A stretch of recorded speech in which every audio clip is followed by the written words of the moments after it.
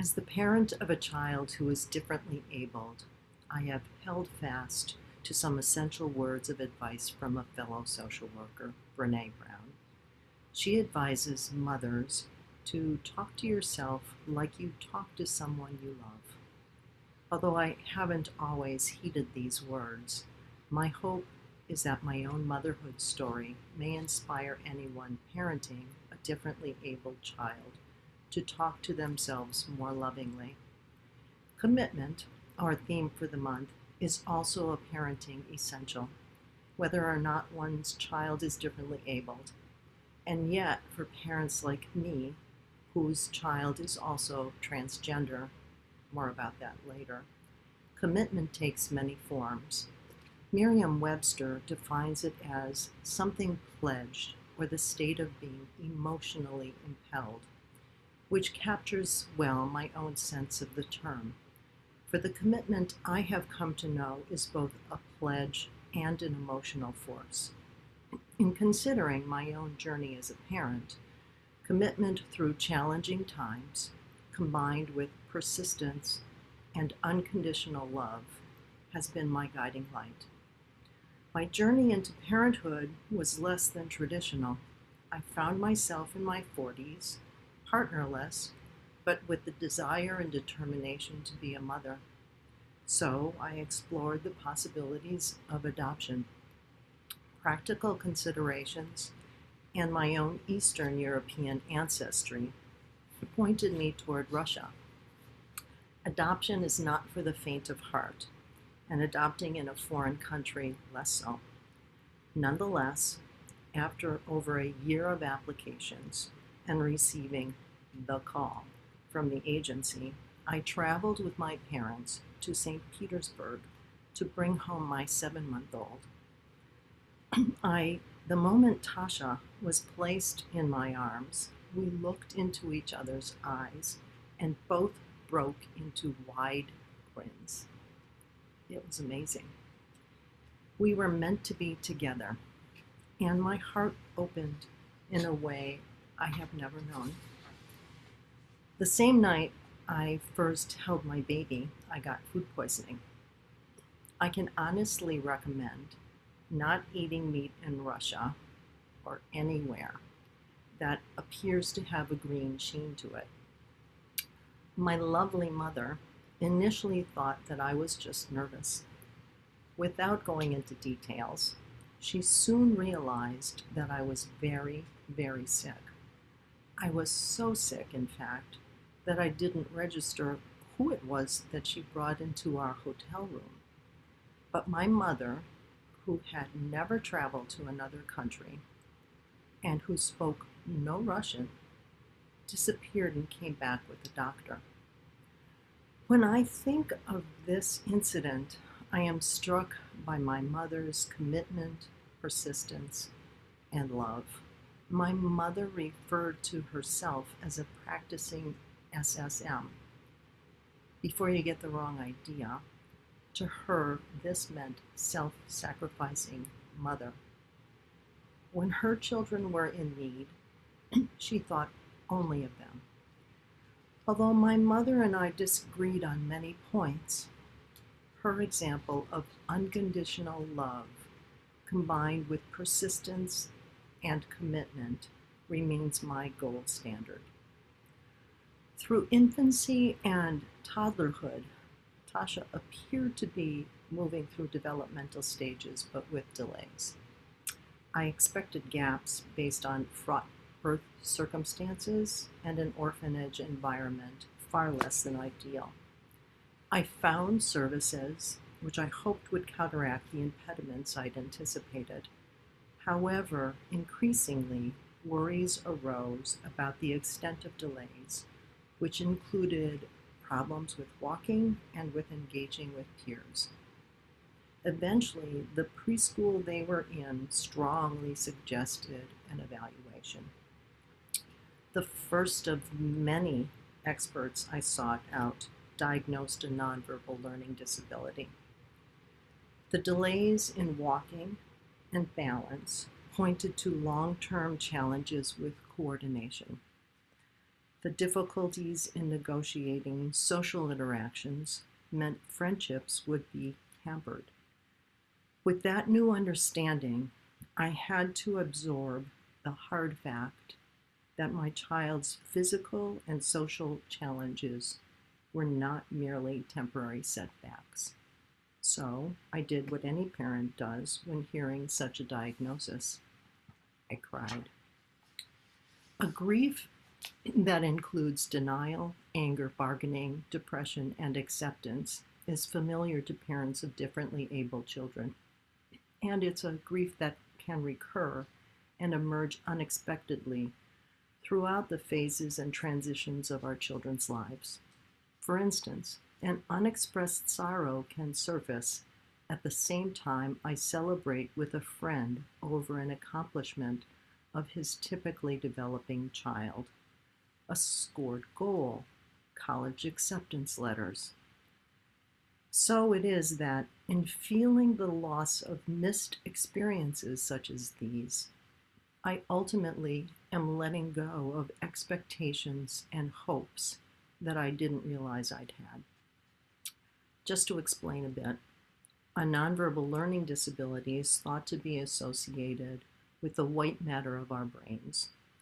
The disability makes anything hard that involves reading nonverbal cues, being organized, or maintaining balance.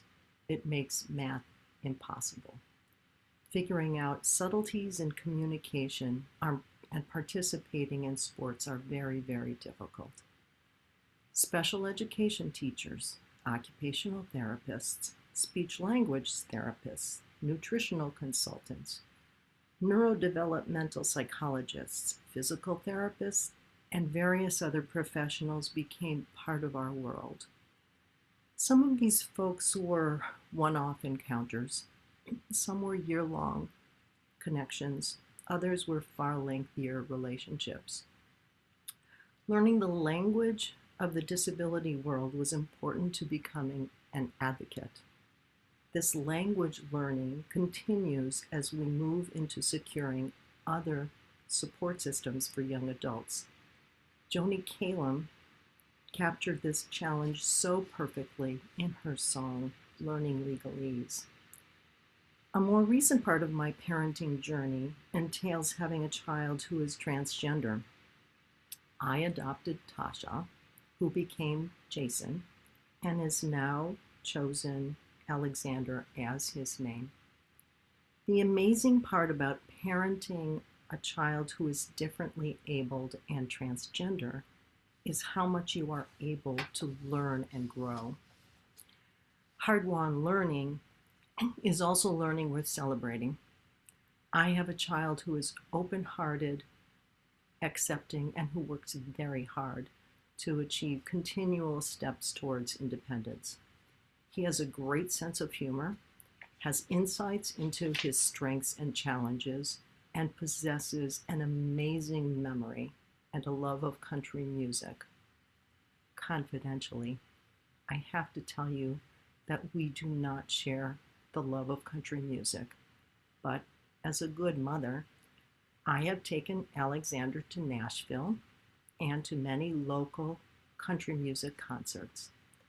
Some of the concerts were okay. I do like Nashville. My child and I have had parallel experiences in our journey together. We have both suffered fortune's slings and arrows. Alexander has had to deal with peers who bullied him or who did not include him. Invitations to parties and gatherings with peers became less frequent. Parents of children differently abled experience being bullied in different ways. I have dealt with isolation, well-meaning but misguided advice, not so well-meaning questions and second-guessing.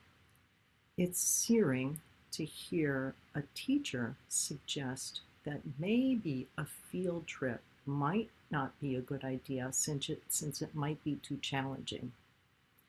It's often the case that inclusion in education is more of a noble idea than true practice.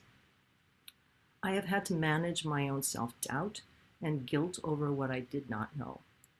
I have also had to manage my own fear of the future without imposing it in any way on my child.